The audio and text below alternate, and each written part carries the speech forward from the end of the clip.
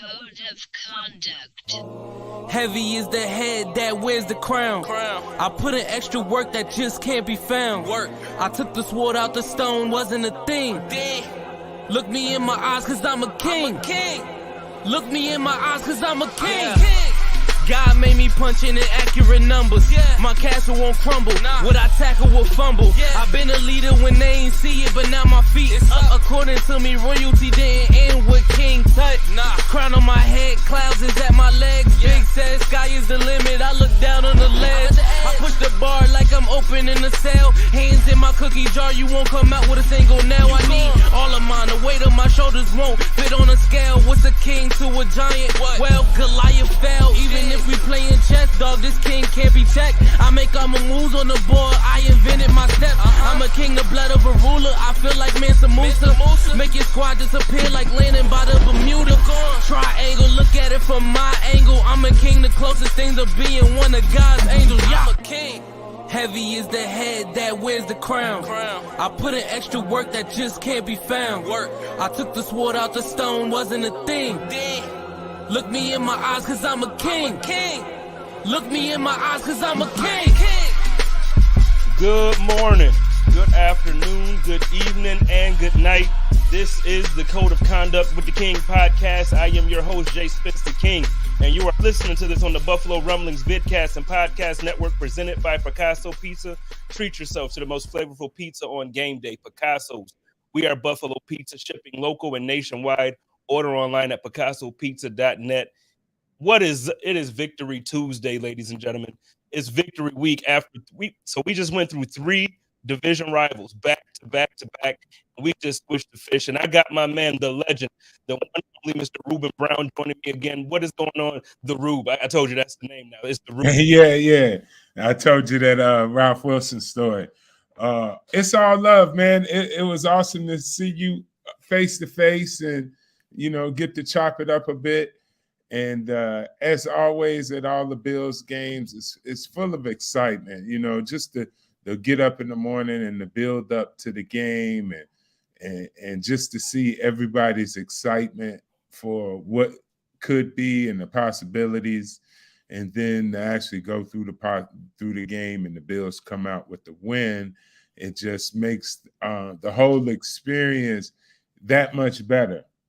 Because we had an awesome time tailgating with all the fans that came over to the Mafia house and hung out with us and chatted it up and just shared their memories. And, everybody's just pumped about the game, looking forward to what the Bills could do and especially beating the Dolphins, Dolphins being our rival. So, well, you know what? The thing is, it feels good because the rival it's actually a rivalry again. Like, it's back.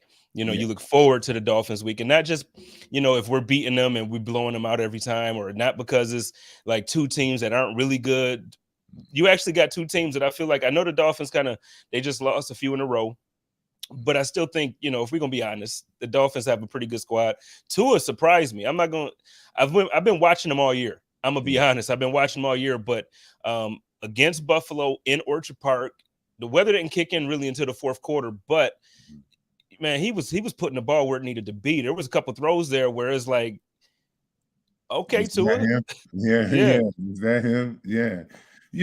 People been talking about Tua as a talented player, and I think for us, like the people that watch him, and not in Miami or Dolphin followers, we don't see enough of his day-to-day work, and we don't see enough of the things that we would attribute to him to being a good quarterback.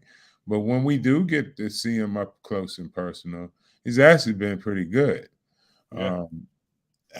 He's a formidable quarterback, and I think as long as he's going to be at the quarterback for the Dolphins and be healthy is key. I think he's going to be a competitive opponent for us, and we're going to have to, build through the draft each year with these guys in mind. We're going to have to build in the draft thinking about what they have over there with Waddle and Tyreek Hill and the rest of the offense that they have, and we're going to have to make some organizational moves to basically keep them in their place and keep us ahead of them. You know what? Let me ask you about that, because you mentioned Waddle and Tariq Hill.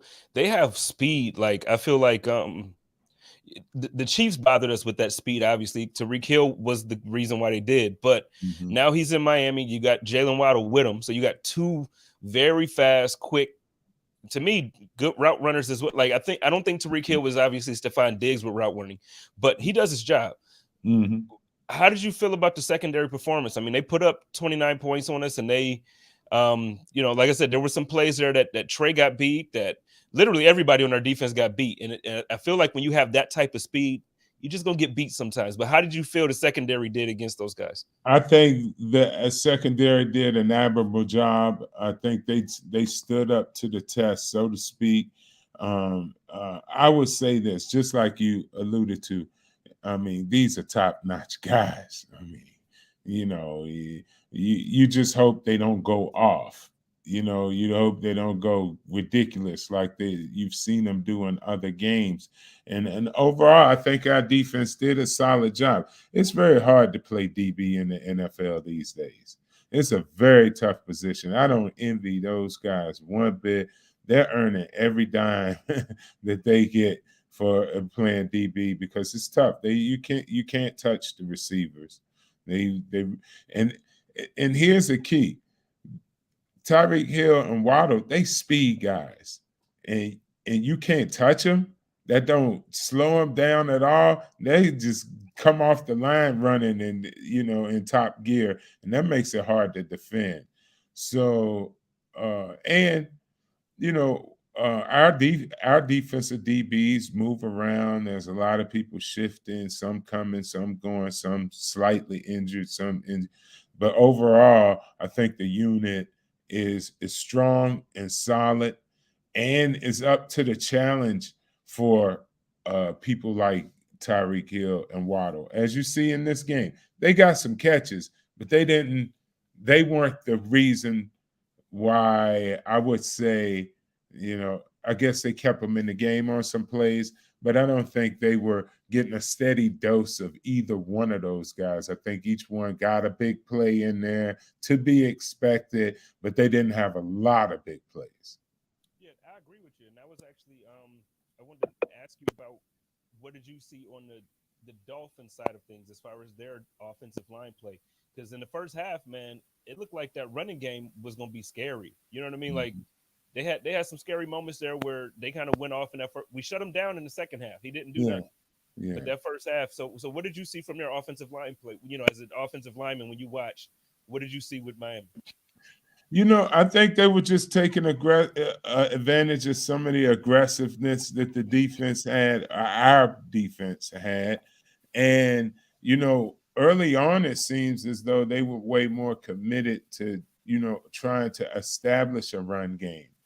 And they came out in the second half. I guess they tried to start it, but it just never got going. And plus, the work that our offense was doing, made them have to shift gears. But you could tell that they were committed when they came out, that was the right thing for them to do. They had to come out and do that because you and I know our Bills defense all year, that's been kind of like, if you're going to get them, you might get them in the run game, because we've been known to give up some big plays in the run game. But on this particular day, the defense was able to make enough big plays despite whatever they had done early in the run game that, Miami just didn't have enough. They didn't have that. They didn't have the effective runs in the second half that they did in the first half. Now you switch that around, it might be a different the game might go a different way. No, our side of things, Mitch Morse is out with another, I think for his career, this is either 5 or 6 concussions for him now. Yeah.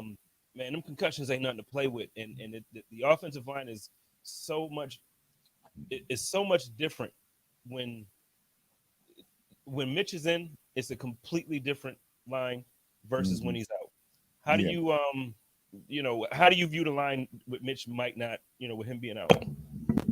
It puts a lot of pressure on Josh and actually the other linemen around. Um, I would think, Saffold being the older guy there, they'll probably lean on a lot of information and assistance from him. But when you lose your starting center, the starting center is a big deal. A lot of people might not equate the starting center to being an athletic guy and all of these things. That's not true. The center can be very athletic, but the key component is this guy is he does all the translating. He gets Mm-hmm. communication going, and as the season goes on, that familiar or reliable voice next to you, or that one, the center being there, that everyone knows what his mentality is, what he does, what he sees, how he sees it, and they can play off of that. And you could see that the line, aside from the early exits of some of the injured players, all in all, has been gelling and has given, I would say, they've overachieved their expectations up to now. Yeah, I do too. And I know the other day you and I were talking about Dion, Mm, and the same thing, man. He plays big. I know he's big, he's athletic, but I mean, like, he shuts. I feel like he's. I agree with you from the other day. He's mhm. the key to that line. It's his energy. It's his attitude. And look, they're gonna go the way he go. Yeah, they are. They definitely. And, they're going to listen to him and his direction, and it'll go forward.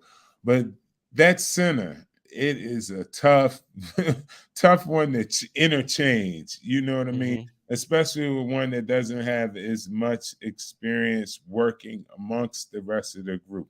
Now, the good thing is all of these guys are very familiar with each other. And when you practice with an offensive line, you are constantly with all those guys. So you get to know them pretty well. And if a substitution has to come about, you're a lot, apt to do better in a game with a group of guys, opposed to, a patchwork of guys that are just been brought in off the street. So they have an advantage there. Everybody's familiar, everyone's in the group, but it's not the same once the ball is actually snapping. This real play out there, because you actually start to learn your teammates more. You can go to practice, you can talk about it all you want, until you play that game and have live action in front of you. Then you find out who your guy is next to you and how he communicates, how fast he communicates, or what he might need help on, or what he's really good at that you see that's an asset. So there's a little bit of learning that they're going to have to do, but not too much, because these guys, like I said, already been practicing and knowing each other. I forget who did we just bring in from the pup list. We just Ike brought someone up, one is up. Ike back. Ike Bucker. Let me Yeah, see. but they're familiar with him, you know. So we're not like going out on the street and bringing in a lineman and then plugging them in and trying to do what Dallas is doing down there with Peters. Peters was at home on the couch and they called him up, and he been on the payroll for about 6 weeks and ain't even played yet. And I mean, you got to think about that. You got to get in, learn the plays, and learn the system and everything like that. So we're not in that situation, and Well, we should come out of it fairly well with the support of the rest of the guys that are doing a really good job on the line. all right. Well, let me ask you this, and then we can get off the Miami game for a bit, and we can kind of talk about some other things. I feel like you got a lot going on that we should be celebrating as a fan base. But man, Saturday night, this dude right here, and it's a shameless plug too. Go on buffonweg.com and go ahead and get this design. It's crazy, but Josh hurt his arm, so we've been calling him the Winter Soldier. He got the titanium, he got the vibranium arm, and he out there. Man, Josh ran all over them boys. He threw all over them boys, and then it was just like whatever he felt like doing, he did it. Talk to me a little bit about Josh and how he was out there just destroying people. You know, he's doing what he should do. I really, you know, I don't know. I don't want to make any comparisons. But this guy, he is a complete quarterback. He's definitely a weapon at quarterback on the field. Not just what's so amazing and what's so cool about Josh is the fact that he can drop it from he can throw it from anywhere. The weather can be crappy and he can still gun it. You know what I mean? Like you're thinking, what can't this dude do? Well, he can't be that fast. Oh, yes, he is. He's that fast. Yeah. He's that fast. He's that big and fast. And I think what we like most about Josh, what I do as when I watch him, is once he can get into the second level, it's a mismatch. You know, there's no safety or DB, a corner or nickel out there that want any smoke with that. And very few linebackers, you know. I mean, if it ain't a D lineman getting a good angle on him, the rest of it, it's a wash. They're going to have to gang tackle that dude, or he going to have to trip on the shoelaces before they can get him. And, you know, it's really amazing to see a quarterback today like that being praised for that ability when, you know, I grew up watching a lot of the old quarterbacks, and I remember, you know, Randall Cunningham and a few other guys that ran the ball really well and threw it. And, you know, it was just no love for them guys. But when I played the video games, that's who I wanted to play with. I wanted to play with a quarterback that if he get back there and nothing up, he could take off and run with it. And we all of us done played Madden. You know that's an asset if you had that quarterback, that Michael Vick. You know, it's over. It's over with Vick. How you gonna win? You can't. You know, so I like that about him. And the fun thing I think I like about him is he has not the size or anything, but that Doug Flutie style of saying like I'm gonna scramble over here. I might see something, might throw a option pass to you. I might, you know, jump and pass it to you. I might just tuck it and run. You know, that's what the fun I had playing with Doug Flutie, with all those different possibilities in play. And that's what Josh got. He's got a lot of different possibilities at the quarterback position. And it seems like now it's almost his signature play where he like runs to the sideline like he's about to run out of bounds, and then at the last second he throws a touchdown. It's just like the dude's incredible, man. And it's, you mentioned Flutie, and for me, obviously, I know everybody in Buffalo is going to yell at me, but like Flutie was my favorite quarterback for the Buffalo Bills franchise prior to Josh. Like I know we had Kelly, I know he went to the Super Bowl, but it was just something about Flutie that, like, man, he just made me excited to watch the game in a different way. He just had that it, you know, it's just like that it factor fun. That you just, I don't know how to explain it, but it was just like you knew the Bills was either going to be in the game or they was going to win. Like he was there. And Josh gives me that same energy, but with even more talent and like the physicality. And you talk about his running and the speed, dude. That one long run, the angle, the safety had an angle on him. And then he didn't, like, you know what I mean? Like it was there, then it went real fast. It was gone, man. So, you know, I just enjoy watching Josh play, and it's like you could tell he's thoroughly having fun too. You know, and that's the part that I like to watch, man. Like these boys is out there really enjoying themselves as a team. Yeah, we like to see that. I mean, we're fans. You know, I'm a fan now, and I always have been a fan even prior to playing. So that's what attracts me to the game of football. Actually seeing other guys out there enjoying it and really going at it and doing that like, yeah, I would do that too. That feeling, and they give you that feeling because they out there playing and you can see the smile on their face. You can see them enjoying the competition. So that's what we love about it. So talking about enjoying things, man. Saturday night before the game, or really all day, because I feel like we got there. It was like 1:30, 2ish, and we were setting up for the podcast that we did there. So me, you, Mookie, Justice, you had some other people sit down with you throughout the day. We had fun with that, but then you had. Let us know about some of your friends that you had up there. You had some alcohol that you was promoting and some. Let me know about that.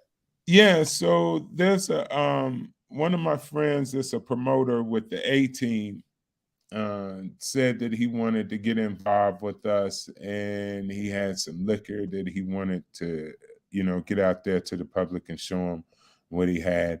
We also had a cannabis company out there. I have a flyer somewhere. I actually forget everybody's name that was on it, but we brought some people out there to do a little bit of promotion for them. They're interested in possibly partnering with us. So we decided, hey, let's tailgate. This way you guys can get a taste for what we do and what we are and what we're trying to, present to the public. We're just trying to give the public information, some insight, and give them something to go along with their build up to the games. You know what I mean? That's just my commentary and what I could tell them about the game and stuff like that. But this company, the liquor company, is actually out of Erie, PA. They're a distillery and they're trying to expand up our way. So we gave them an opportunity to present some of this stuff. It got a great response. The apple pie moonshine, I'm gonna just tell you that one did it for me. That's the one for me.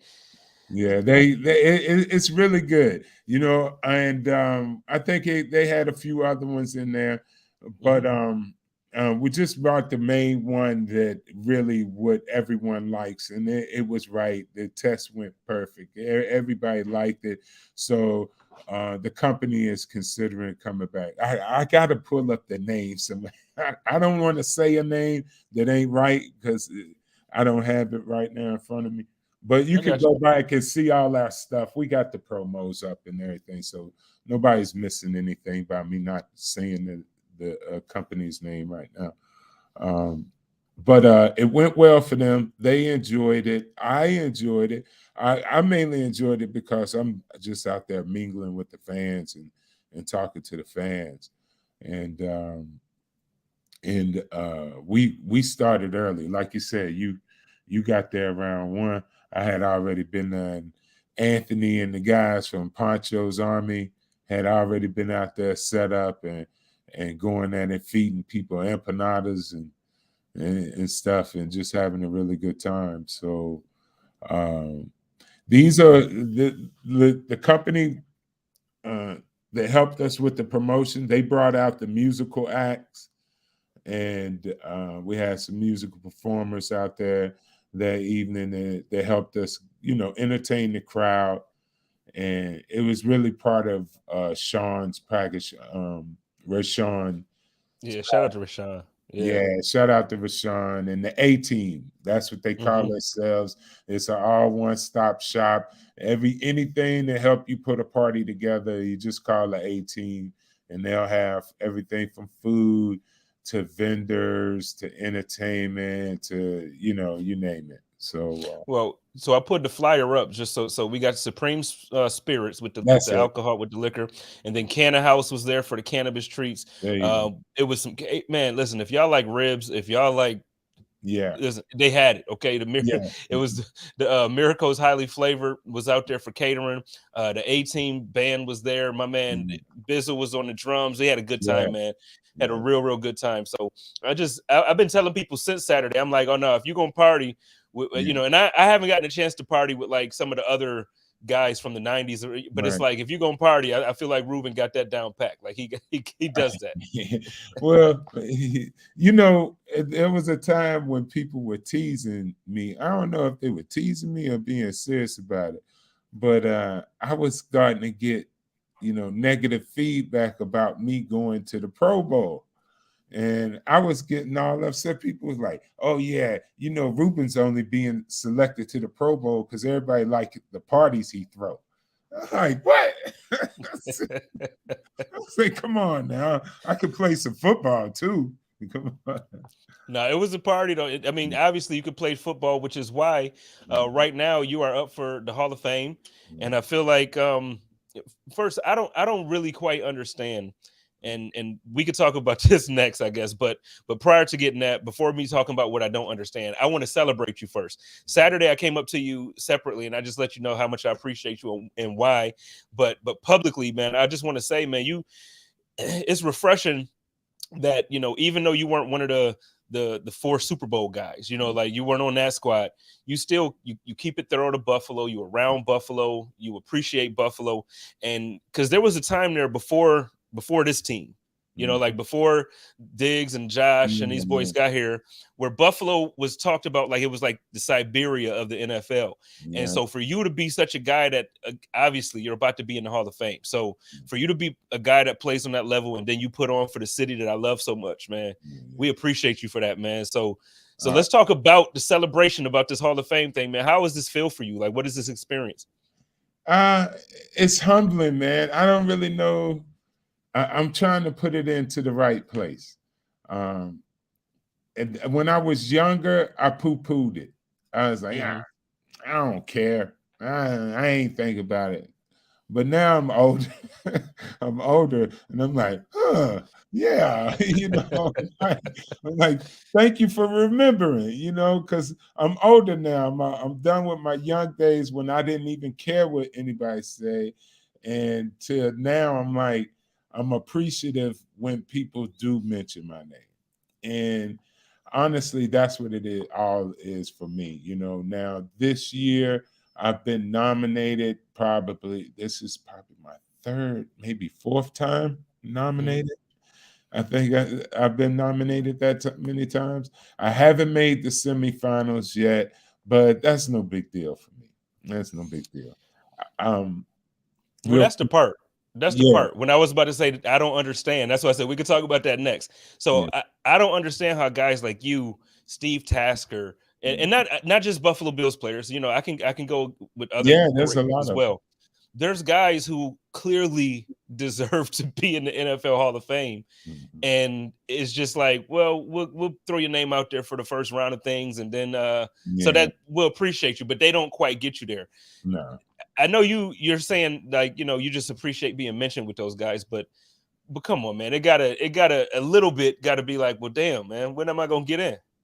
Well, I would be lying if I said I don't care.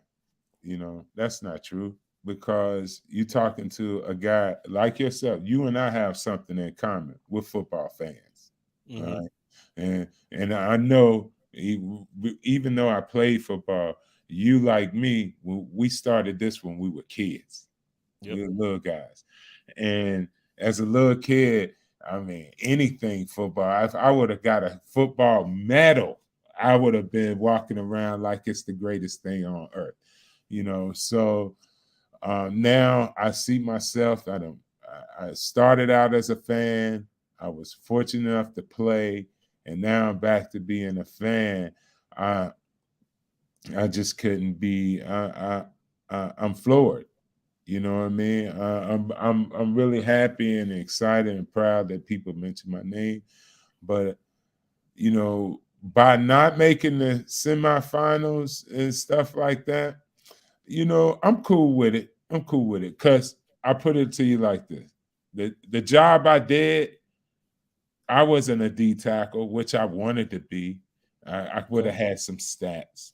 I wanted to be a running back or something like that. I would have had some stats. Yeah. You know what I mean? And then we could have really had this conversation.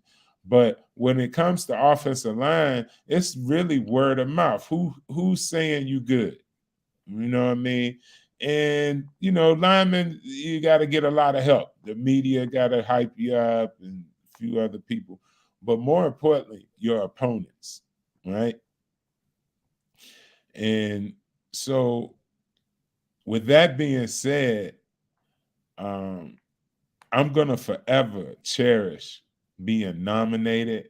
I could be nominated 1,000,000 times, and on that 1,000,000th time, I could be selected to the Hall of Fame. But I'll tell you one thing that it'll never trump, and nobody on this planet ever trump it, is the fact that I hung out with Cortez Kennedy several times. Y'all know who Cortez Kennedy is. And Cortez was like, Brown, you should be in the Hall of Fame. I don't know what they done thinking about. And I looked at him. I said, yo, me? He's like, of course. What you talk about? Look at all these other guys in here. You're way better than them. And for Cortez Kennedy to say that to me, hey, you put a stamp on my forehead, said good enough. Yeah. I mean, I don't care what nobody say. Cortez Kennedy, Hall of Fame, the MVP of the league from D-line on a losing team, one of the baddest D linemen to ever play the game. It was like, yo, you better than all of them. I'm like, yo, I'm in the Hall of Fame. Thank you. The Hall of Famer told me that. And I feel like if you want to have an argument, go argue with Cortez and see because you won't go argue with Cortez. You couldn't. No. You couldn't. And so for those listening by podcast or even those watching, if you don't know, please go Google Cortez Kennedy. He's one of the greatest, most dominant defensive tackles. He went to University of Miami. He played with the Seahawks. The dude was like second to none. Obviously, you have certain conversations about who the greatest defensive lineman of all time is. I just feel like, you can tell football fans, like, people really know their knowledge when they throw his name in there. If you don't throw it in there, there's a lot of times I don't even respect the conversation. There you go. That dude right there, man, he was like that. So I can understand the sentiment where you say, like, when he said that, it was like, okay, I'm good. I'm good. So the rest of this is just window dressing. I'll go along for the show. You can call my name each year, and I'm gonna be happy. I'm gonna wave like the parade girl. But other than that, in my back of my mind, Cortez Kennedy already told me all I need to hear. So I'm good. You said we validated. We good already. I'm good. I'm good in the hood. Let's go in the barbershop and let's talk about it. All right, well, Bills Mafia, let's do what we do, though. Let's make some noise for him. Let's hype his name on the socials like we do. You know how the NFL be. They want to hear from the fans about these things. Let's make sure we put his name in constant rotation when these conversations are up, so that way they know that they need to be talking about our man Ruben Brown. So let's get a little bit into the. I told you before the show. I partied up, man. Y'all got me tired, so I'm still kind of tired. So I don't know if we're gonna do the full hour, but but let's get a little bit into this Bears game. I think the Bears game is winnable. Obviously, if you just take a step back and you look at the record, it's winnable. You look at the roster, it's winnable. But what I've learned is these are the games that, like, you can't go into those games thinking that these games are winnable. You have to go in there on some. Like, all right, we got to dominate. We got to win this game. So Bills first, because obviously the weather is also supposed to be another. I don't know what it is. It's following the Bills, and it's following them everywhere. Blizzard conditions. They said it's supposed to be like negative. I think I saw -11 or -9. Yeah, and then different type of cold out there. Yeah. So I don't want no parts. You won't see me in Chicago. You won't see me there. But Bills offense and then Bills defense. What do you think they have to do to pull this one out and to keep that win streak going? Look, we talked about this about the last game, and it's that time of year. Speaking of the cold and the weather and everything, it's that time of year to get aggressive with your run game, hands down. And as we said before, not aggressive with Josh running the ball, just run plays that you can check into, where you can hand off to your running backs. We got capable running backs; they can do it. We see it. It's just we have to be committed to it. And this is one thing I worry about us. Have we ever been in a game where we're committed to the run and we didn't get scared and mess up because of that? And you know what I mean? Like sometimes people could come out with a game. The reason why early in the season our Buffalo Bills were able to march down the field and score so easily and everything, they had a great first 15 play script that they came out of the tunnel with, and also whenever they came back second half. But they were kind of like just using like, all right, these are the plays we know based on this defense that we're gonna try to hit these pockets, hit that pocket here and there. But I never saw in that first 15 of those drives, it never looked like they were out there to try and run. They looked like they were just out there to try to get to the end zone as fast as they can, in which they did. Where this part of the year, injuries, people wearing down, football is all about that grind. And you got to come out and put that grind on from the first quarter to the last quarter. And how effective can the Buffalo Bills be with a heavy dose of run? Are they built for that? Well, no. Let me say that. They are built for it, but is the coaching staff in the box a little squeamish or get a little nervous if the game get tight and be like, oh, well, let's hurry up and pass it to Diggs so we can get it, instead of saying, hold on, 60-minute game, hand the ball off, wear these jokers down, it's cold, they ain't gonna want to stick their arm. Listen, I played in Chicago, I know. It don't matter. Come fourth quarter, you guys, why you think Walter Payton was so good? You stick your arm out on Walter Payton in that cold weather, he gonna run right through it, rip your shoulder, your pec, and everything. You're gonna die right there on the field because it's so cold. I'm telling you. So just run the ball, establish our running game, man. Right now, so we could carry it all the way into the playoffs. That's first. I'm with you, but you know, I've been the one saying I don't want to run Josh. This is the one game that I feel like exactly what you're saying. Like you talking about why anybody who was a great running back, because they've had a few of them in Chicago. Oh yeah. But that's why Thomas Jones, we did it to people. I mean, it was literally we were beating people up because it was too cold. They didn't want to stick their arms or anything out there, try to run up and butt you. And we like, thank you. Because we used to it, we're gonna mow you down. You know what I mean? So use that cold weather, that inclement weather, and it's grass field too. It's a grass field. So you know, you get a little bit more old school feel on that grass, and you need to grind it out. You can't just go out there and chunk it and pass and this, that, and other. I'm telling you, receiver's hands gonna get cold out there. I'm telling you, it's a reason why Green Bay and Chicago be having the advantage. I'm telling you, it's that cold, boy. Woo-hoo. See, but that's the reason why I want Josh to, like, normally I'm the one saying, like, I don't want to run him. I don't want him to be the leading rusher on the team. Right. This week, I want him to make them suffer. Like, you know, you got a 6'6". Oh, yeah, man, put the pressure. You know what I mean? Hurt him with him when you can. Hurt him when you can. Get back there. Don't waste no time trying to get down to your third receiver. Take off. You know what I mean? That's the type of run I want to see from Josh. But I do want them to dial up run plays.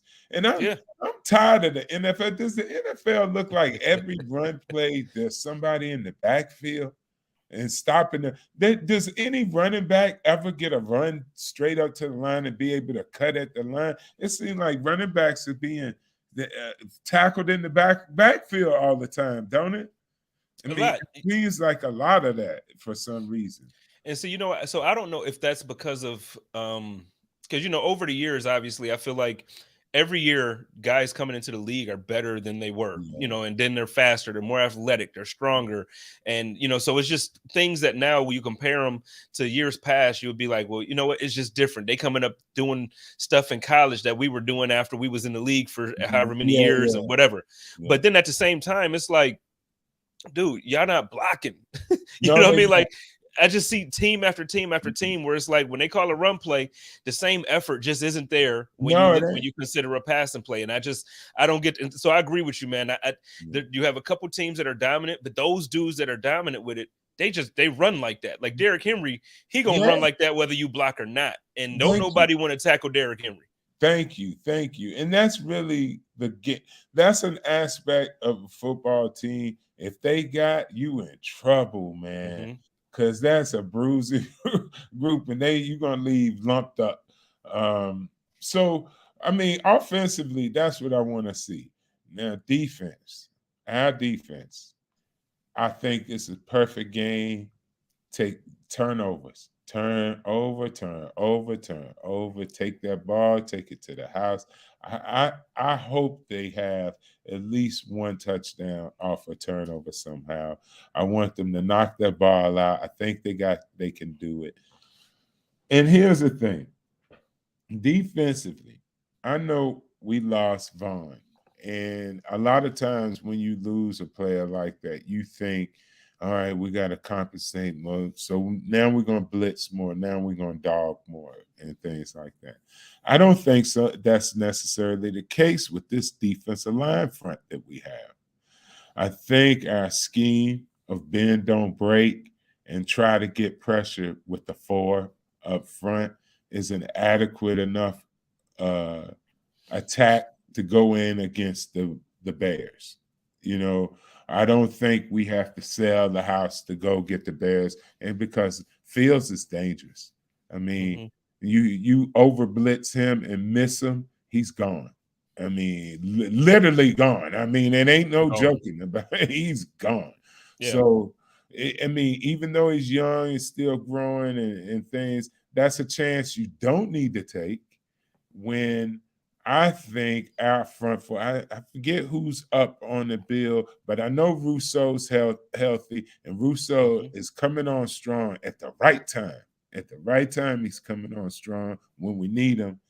And I forget who's out, Phillips or Phillips is out.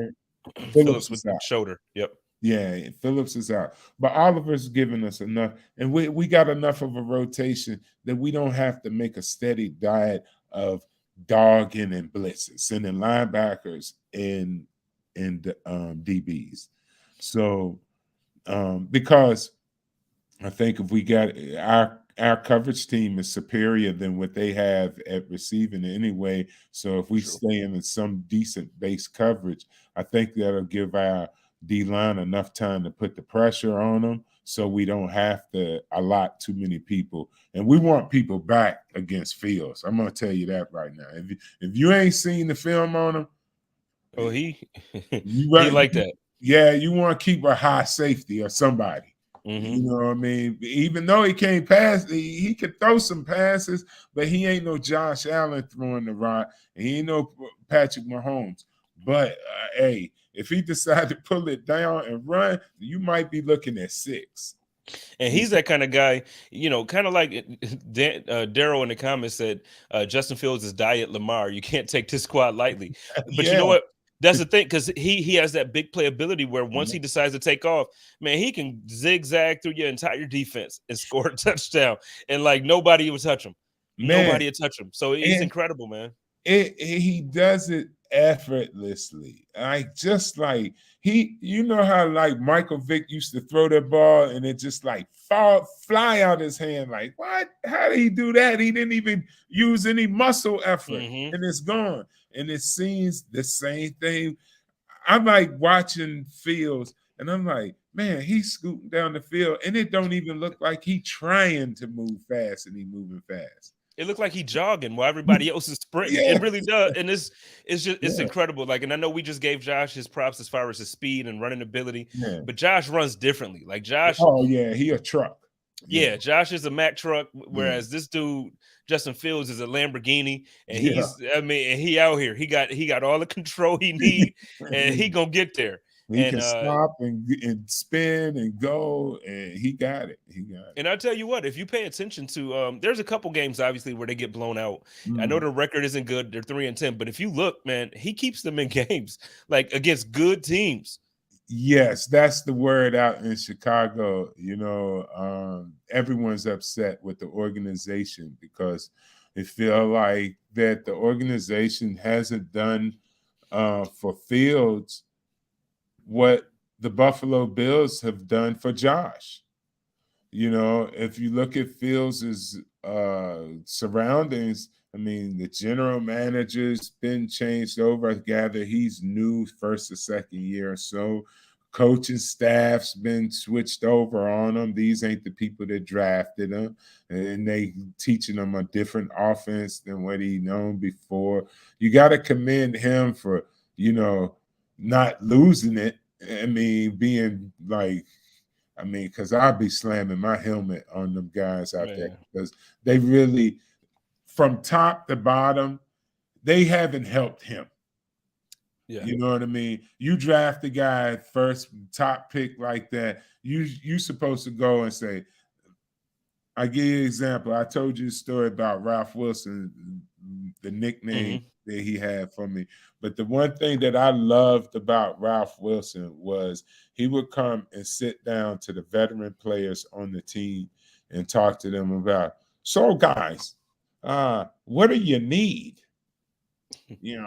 Like what will make you win some more games? And I'll never forget the year I was a rookie and Jim Kelly, we were sitting on the bench and Jim Kelly was like, you know what, Ralph, you got enough. You need to build something as big as an airplane hangar over there so we don't have to go in this little blow up bubble anymore. Next year, Ralph Wilson built what is the facilities that the Buffalo Bills are in today. He did that within 1 year after talking to his player on the sideline. You tell me, a guy that was committed, that's somebody committed to, man, I'm going to get what we need for our guys. And Chicago's not doing that for Fields as of right now. That Ralph story is interesting to me because, and I know obviously after Jim and after a lot of the guys left, the narrative changed. But for a while there, people were saying that Ralph was cheap and that he wasn't going to spend. But like when you hear stuff like this, it's like, no, man, these dudes not only were drafted, but you had relationship. He treated y'all like sons or nephews or whatever. And that, so I love hearing that. But back to your point about Justin Fields, man, this year they traded away Allen Robinson. They sent him out to LA. They, I like Mooney. He's injured, I believe. I think he's on injured reserve right now. They got a couple good running backs. Khalil Herbert is really good. Montgomery is really good, but they don't run them right. The offensive line isn't. We just talked about how they can't even get out the backfield before they got two guys hitting on them. And then, so it really does feel like he has a great tight end. Great maybe is a very good. I'm reaching. Yeah, he's really good. I think he can be great if they develop the rest of the team around him and give Fields the opportunity to really develop into a good passer there as well. But no, he's dangerous, man. I'm not nervous where it's like we're gonna lose the game, but it's like, yo, y'all better watch this. He can have 3 rushing touchdowns by halftime if y'all don't pay attention. See, honestly, if the Bills are smart, coaching staff is smart, this is a great game for them to be like, well, let's get tuned up for the playoffs. This is the type of team that you could practice like playoff type scenario with because, you got an explosive running quarterback over there that could sneak away from you and accidentally score 2 touchdowns and you didn't expect it. And now here you're in a tight game. You know what I mean? And you got to dig yourself out of it. And we need this joker now. And this is the perfect team to do a practice run on. A team that's got enough fight in them. You know what I mean? It's like that boxing match you tune up before the heavyweight fight. You know what I mean? If you go in there slipping, the guy might knock you out. But if you go in there and do what you're supposed to do, you should knock him out in the third, fourth round or something like that. He shouldn't be hanging around in the fourth. He should be done. You know what I'm saying? I'm with you. And with them being an NFC team, I enjoy watching them, and I enjoy, rooting for Fields. I'm not gonna root for him this weekend, but man, it's gonna be a cold one. Now we talked Saturday, and then we can get on out of here. But Saturday on your show, we talked a little bit about like playing in the weather, and you actually enjoyed playing in the snow weather like that. Do you enjoy playing in this type, like the -9, -10 degree weather? Oh, negative is the worst, and no, I don't like it. I when I was younger, I could handle it a lot better. The older I got, the worse I could not handle it. I mean, if someone scratches you on your skin, like I was the lineman that I didn't wear sleeves.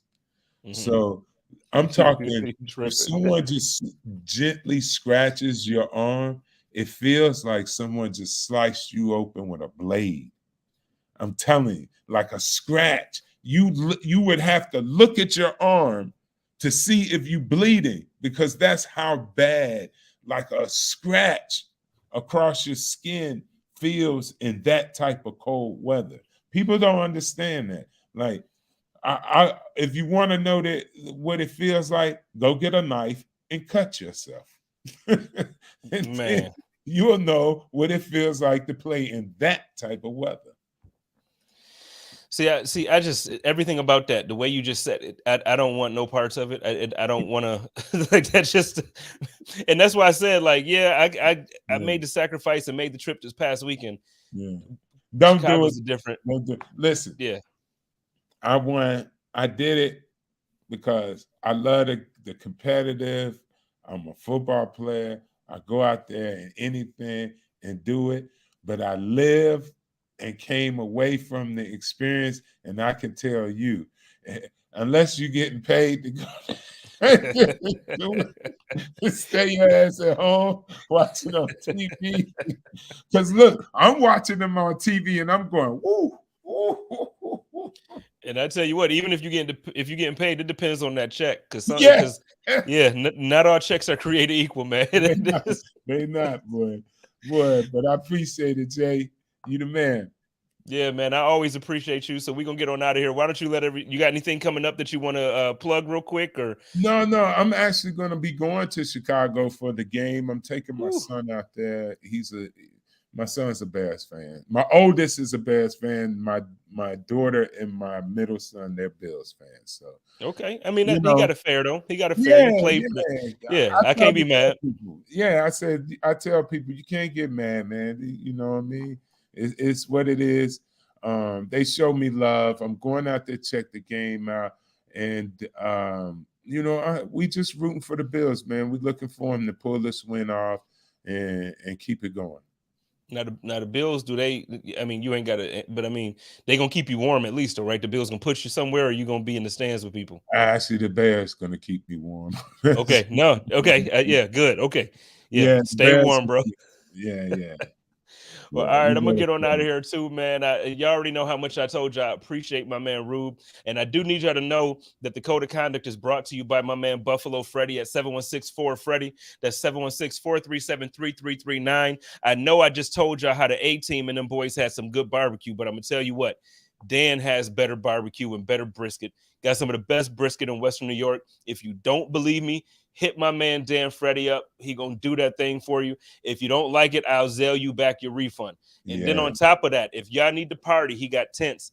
He got chairs and tables and all this stuff. He got the bounce house. It's cold right now, but he got the bounce houses, and he got a shirt gun. So if you want to be in the back like you at the game and be popping on, we did it at the Mafia House Saturday. Yeah. He got all of that stuff that you need. Hit my man Buffalo Freddy up. That's 716-4-FREDDY. Again, 716-437-3339. Hey, and y'all know how I do it over here with the Code of Conduct. Y'all love each other, take care of each other, and live in peace. And as always, stay positive, test negative, go Bills. Code of Conduct.